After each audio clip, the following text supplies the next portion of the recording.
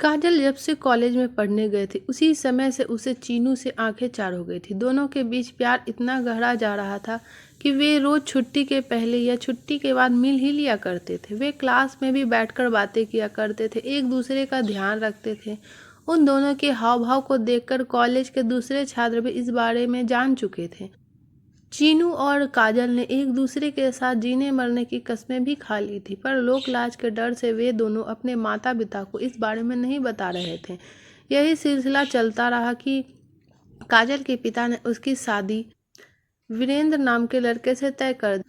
काजल ने यह बात चीनू को बता दी, साथ ही उसने यह भी कह दिया, मैं वहाँ शादी नहीं कर सकती हूँ, मैं तुम्हारे बिना एक पल भी नहीं रह सकती हूँ।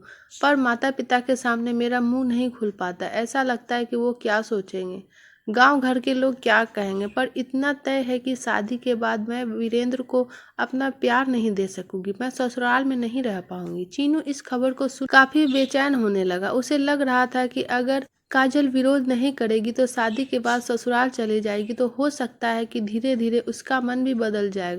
आखिर वह अपने घर में क्यों नहीं कहती कि मैं चीनू से प्यार करती हूँ, मैं जब भी शादी करूंगी तो उसी से करूंगी। इसी बीच काजल की शादी का दिन भी तय हो गया। यह जानकर चीनू ने साफ साफ कह दिया, काजल मैं तुम्हारे बिना नहीं रह सकूंगा, तुम्हारे घर बारात जरूर आएगी पर तुम्हें दूल्हा बनकर मैं ही ले जाऊंगा।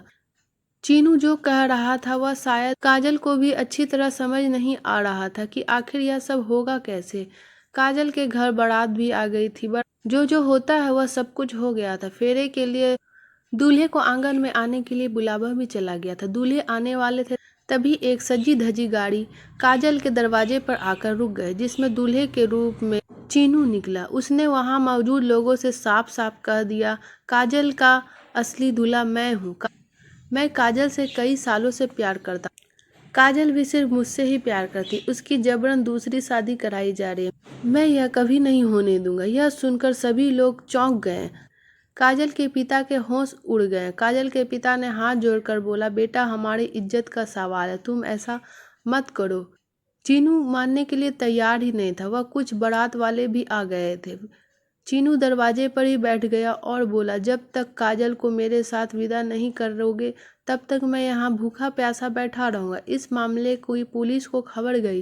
पहले तो पुलिस ने भी चीनू को जबरन हटाने की कोशिश की, पर जब चीनू अडिग रहा तो पुलिस ने काजल से राय ली। काजल ने कहा, मैं चीनू से प्यार करती हूँ, मैं उसके बिना जिंदा नहीं रह सकूंगी। पुलिस दरोगा ने चीनू को आंगन में बुलाया और घर वालों से कहा, आप लोगों को जानबूझकर लड़की की जिंदगी नर्क में मत डालिए, अच्छा यही रहेगा कि आप इसकी शादी चीनू से करा दीजिए। काजल को आंगन में बैठकर चीनू से सिंदूरदान कराया गया और उसके साथ विदा कर दिया गया। इधर बारातियों के बीच काफी उदासी छा गई। वे सब लौटने की तैयारी करने लगे। वे शर्म से पानी पानी हो रहे थे। सब यही सोच रहे थे कि गांव जाने के बाद क्या जवाब देंगे।